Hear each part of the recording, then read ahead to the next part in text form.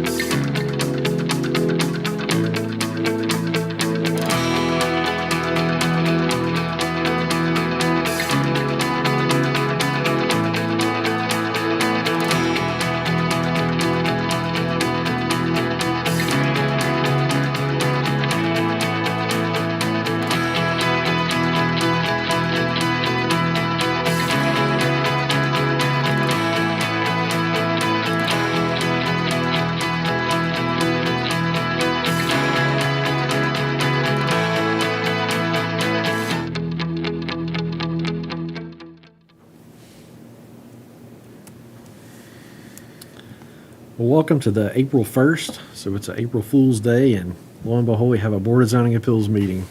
So I'll call the meeting to order.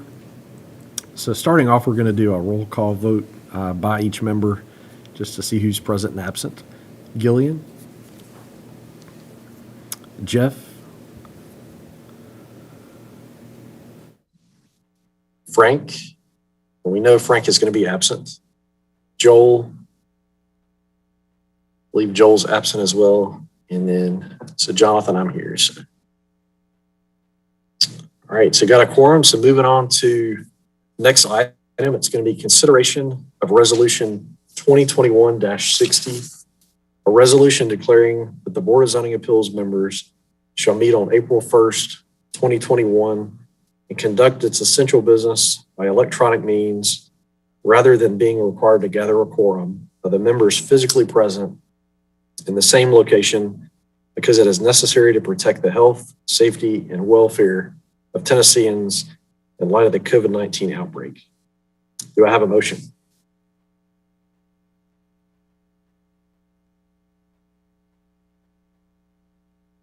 So motion to approve the resolution 2021-60.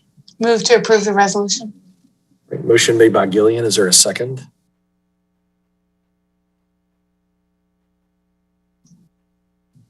Second. Have a second by Jeff. So going through each member, Gillian. Aye. Jeff. Second. So I heard an aye from Jeff, and I vote aye as well. So motion carries. Bear with me, I'm going to read an announcement for limited public access. The Board of Zoning Appeals meeting will limit physical access in the meeting room due to current limitations on public gatherings to prevent further spread of COVID-19 and to protect the health, safety, and welfare of the City of Franklin officials, staff, and citizens. Accommodations have been made to ensure that the public is able to participate in the meeting. The public may participate in the following ways. One, they can watch the meeting on Franklin TV or the City of Franklin website. 2, they can watch the live stream through the City of Franklin Facebook and YouTube account. 3, the public may also call into the meeting by using the number 1-312-626-6799 with a meeting ID of 974-0324-7946 with a password of 728497. I'll repeat all those numbers one more time. So the phone number, it's going to be 1-312-626-6799. The meeting ID is 974-0324-7946, and the password is 728497. Callers will be unmuted and given the opportunity to comment during the meeting at specific times. Next, limited viewing will also be available in the lobby of City Hall, where you can also watch the live video. And then finally, the public may email comments to planningintake@franklintn.gov, be provided in full to the BZA and included in the minutes, but not read aloud in their entirety during the meeting. Comments were accepted until noon today, of the meeting today. So next, staff has some announcements for us. Thank you. A variance request was submitted for 204 King David's Court in the Avalon subdivision for this meeting. And after the letters were sent, the applicant requested deferral. So that item is not on this agenda tonight. And a new notification letter will go out if the application is on a future agenda. Thank you. Thanks, Kelly. So next, we're going to consider review and approval of the February 4th, 2021 meeting minutes. Is there a motion? Move to approve. Gillian with a motion. Is there a second? Second. Jeff with a second. So going through each vote, Gillian, Aye. Jeff, Aye. and Jonathan, aye as well. So minutes are approved. Are there any citizen comments? Are there any citizens who would like to speak? Please unmute yourself or hit *6.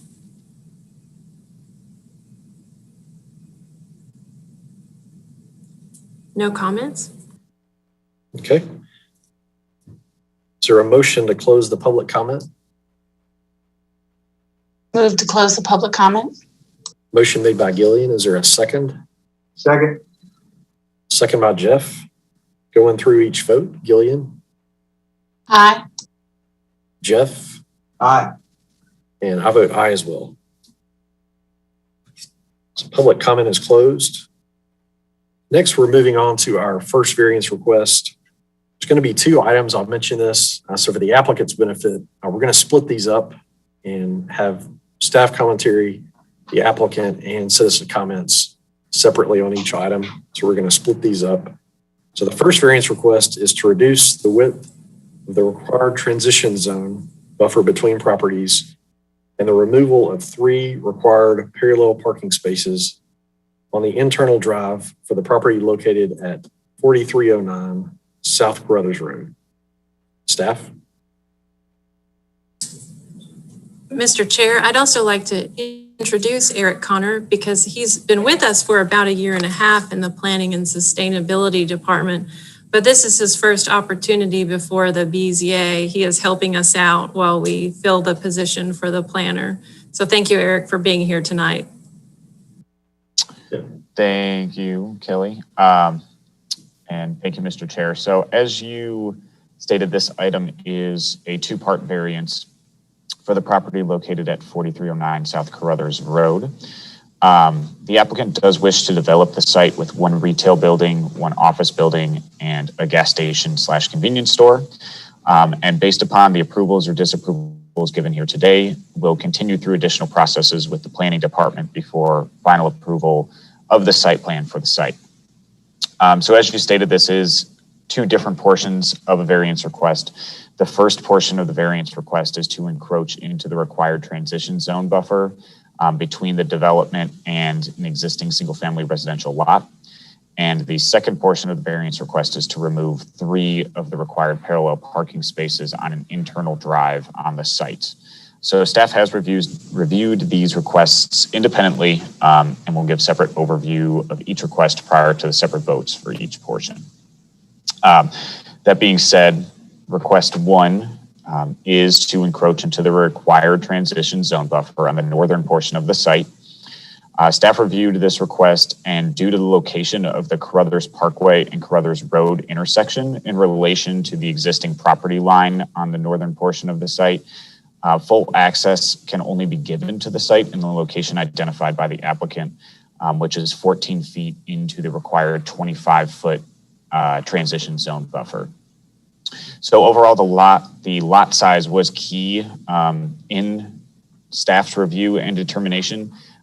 As in order to have full access to the site, the entrance would need to be either located at the existing Carruthers and Carruthers intersection or 800 feet from the intersection.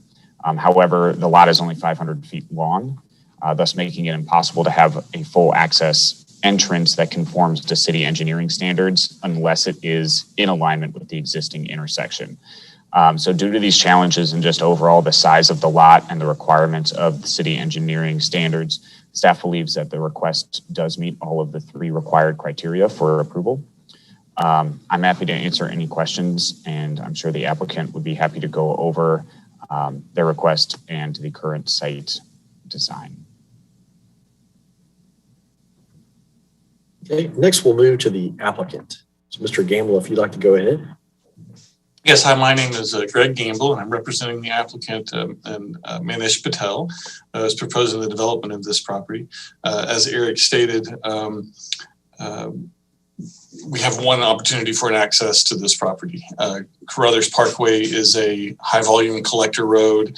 The driveway and roadway spacings are previously determined, and we must align with the intersection of Carruthers Road directly across the street from where we're proposing access. As Eric stated, I do have some graphics that I can show that were a part of our submittal, if that's helpful. Yeah, absolutely. I think it would be helpful. Okay, great. Eric, if I can share my screen here. Okay, good. So this is the master plan for the site. As Eric pointed out, we have a retail building here, a convenience store here, and retail and office uses here in the back. The access to the site is directly across from South Carruthers Road on South Carruthers Parkway here. The yellow that we're showing is the 25-foot transitional buffer. In order to align correctly with South Carruthers Road, sorry, I'm going to skip down to the next slide here. This buffer has to be reduced to 11 feet. So that 25 foot here in the front would be reduced down, not for the entire length of the property, but just for a portion of it. The front portion where we have the taper for the third turn lane exiting out onto Carruthers Parkway. So this transitional buffer of 11 feet would have landscape on the low side of an 8-foot retaining wall, and then additional landscape added on the high side of the retaining wall as well. I'm happy to answer any questions that you may have. And I'm happy to pull up the graphics again if you have specific questions about the images. That's perfect. Thank you. So next we'll open the public comment. If there's any public who would like to speak, please unmute yourself or hit *6.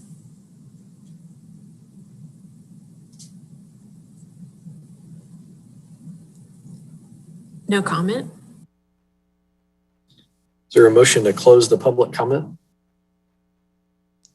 Motion to close the public comment. Motion made by Gillian. Is there a second? Second. Second by Jeff. Going through each member, Gillian. Aye. Jeff, Aye. and Jonathan, I as well. So public comments closed. Is there a motion on the first variance request? Or any questions at all for staff or the applicant?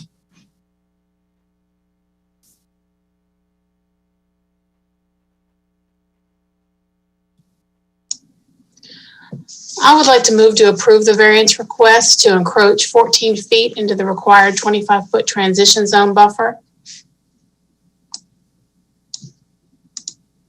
Motion's been made. Is there a second? Second. Second by Jeff. So going through each member, Gillian, Aye. Jeff, Aye. and Jonathan. I vote aye as well. So first variance request is approved. We're going to go through the same process again for the second one. So I'll ask staff to go ahead and present the second variance item.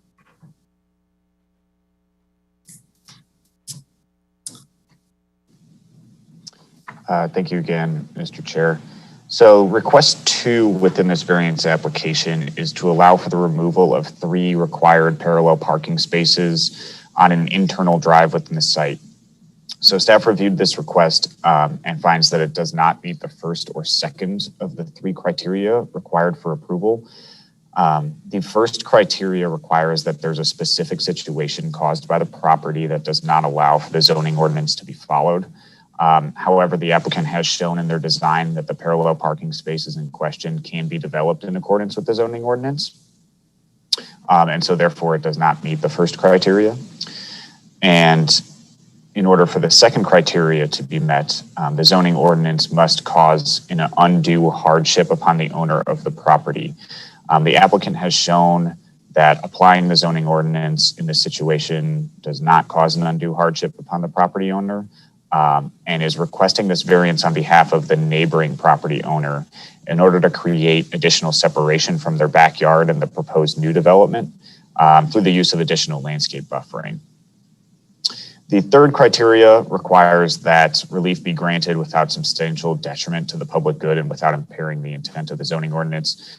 And so as the applicant stated in their request, the parking total requirements established by the zoning ordinance can be met with or without these 3 parallel spaces. So staff does believe that this third criteria is met.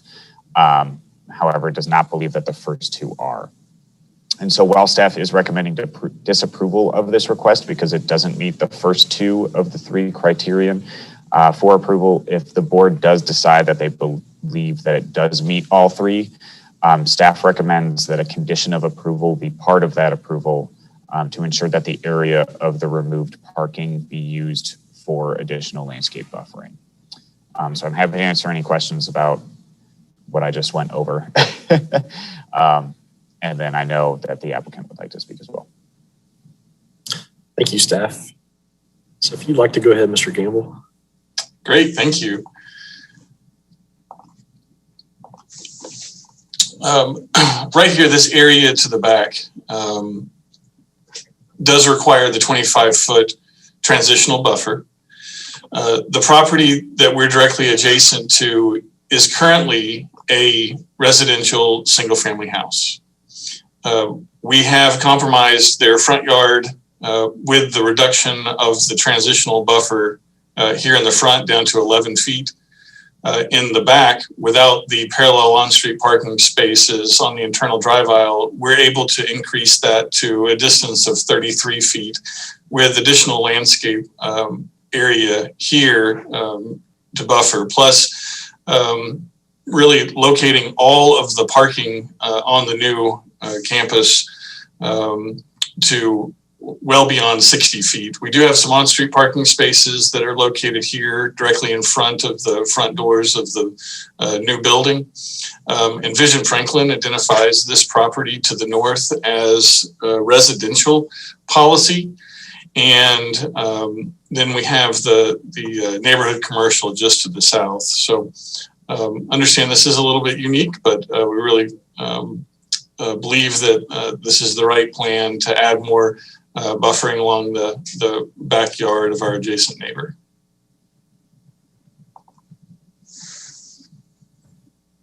Okay. Happy to answer any questions that you may have. Thank you. Yes, if you could pull back up the exhibit one more time for us, Greg, I think where would the 3 spaces go if the variance requests weren't granted? I think that may help us all out there. Sure. Directly across from these 4 parallel parking spaces, there would be 3 parallel parking spaces in this location here. Let's see if I can pull up the other right here. So that shows where parallel parking spaces would be located adjacent to the 25-foot buffer yard in that location. Okay, thank you.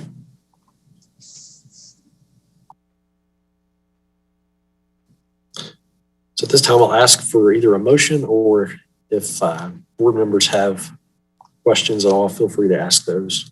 I believe a public comment. Yep. Skipping in the agenda here a little bit. So we'll open it to public comments. Thanks, Greg. If there are any citizens on the line, please unmute yourself or hit *6.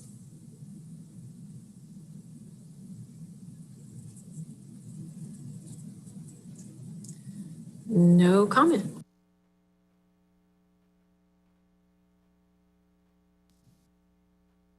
Is there a motion to close the public comment? Motion to close the public comment? Motion made by Gillian. Is there a second? Second. Second made by Jeff. I'm going through the vote one by one. Gillian, Aye. Jeff, Aye. and Jonathan, aye as well. So public comment is closed. We'll fast forward to where I was. Is there either a motion on the item or questions at all about the request? I had a question back to Eric. There was, I guess, a caveat that was if we had decided to grant, the spaces would be moved to the rear. How was that read? There was a conditional approval, potentially. That's correct. So if the board decides to grant the variance and therefore remove the requirement for the 3 spaces, staff just recommends that a condition be put on that approval so that the area that the 3 spaces would be located in, it ensures that that is used for a landscape buffer as it's shown in the applicant's designs with the variance. Currently, they provided materials that show a 33-foot landscaping buffer there, and staff just recommends that a condition be put on the approval to ensure that that does happen if the parking spaces are not required. Okay.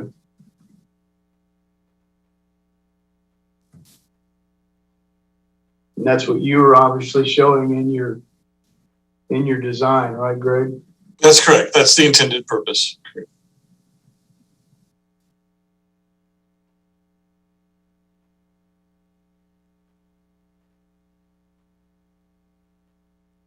Is there a motion?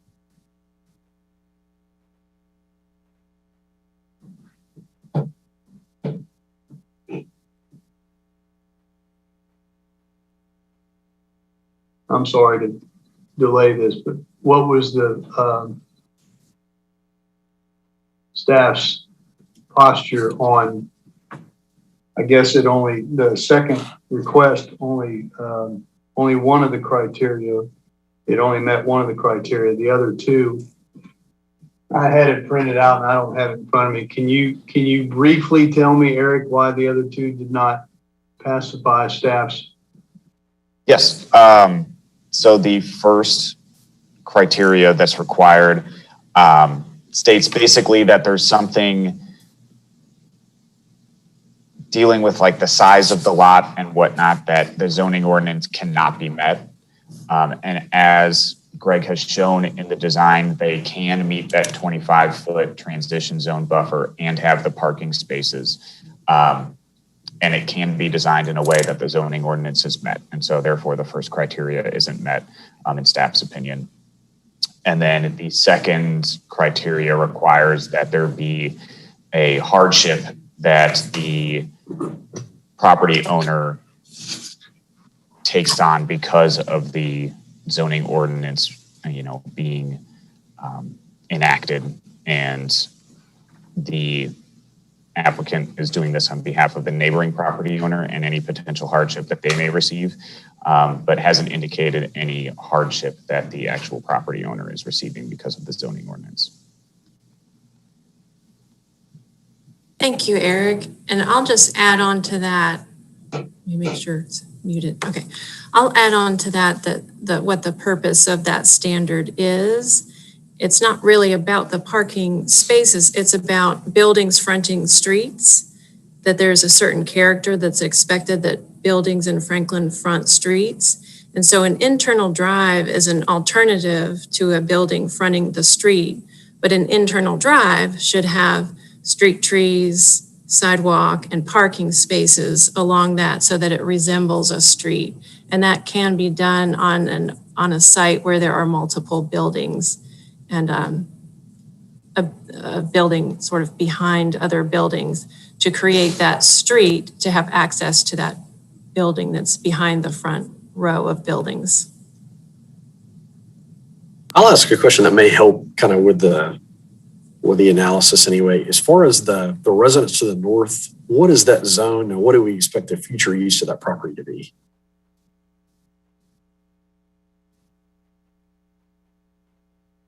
In general, I don't feel like you got to pull up the exact zoning district. No, you're fine. I believe it's zoned R2. R2. It's zoned R2 residential. I can speak to that if you want me to. And Envision Franklin identifies that property as residential policy for mixed residential.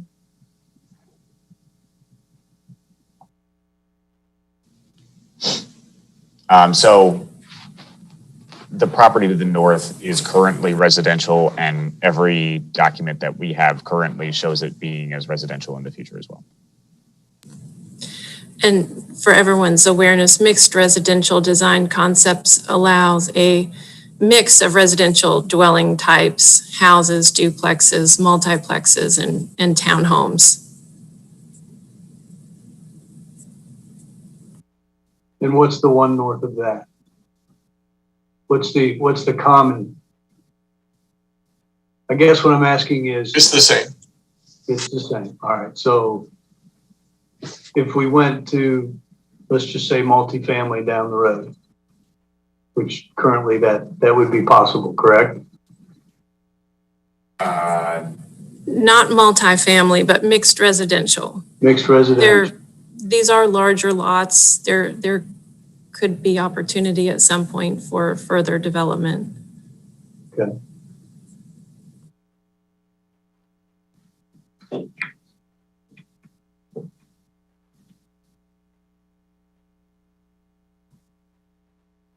You've obviously thought through all this with the staff recommendation, Kelly, I'm sure, right? A variance request is really about the site in question and whether or not there is something really unusual about the topography of the site, the shape of the lot, something to do with the physical characteristics of this site. And there are not in this case. Nothing is really unique about it. It's a lot that is at the corner of two streets. So it met the criteria for the first part of this variance request, but not for the second, because they can meet the zoning ordinance and provide on-street parking in front of that building. And there are a number of ways that the site could be designed to accommodate that. It's this particular application, and the applicant has chosen to put 3 buildings like this plus a gas station canopy on the site. But that ordinance requirement can be met on this site because there is nothing unique about it. I'm going to go ahead and make a motion. Go ahead, Gillian. Because the ordinance requirement can be met and doing so will not provide a hardship, I don't feel like there's any flexibility for us to grant a variance in this case. So I am going to make a motion to disapprove the variance request number 2 to remove the 3 required parallel parking spaces on an internal drive on the property located at 4309 South Carruthers Parkway. because the criteria required for granting a variance have not been met. Okay, motion made by Gillian. Is there a second? Yeah, I guess I second. Okay, second made by Jeff. So going through each vote, Gillian, Aye. Jeff, Aye. and Jonathan, I vote aye as well. So the second request is not granted then.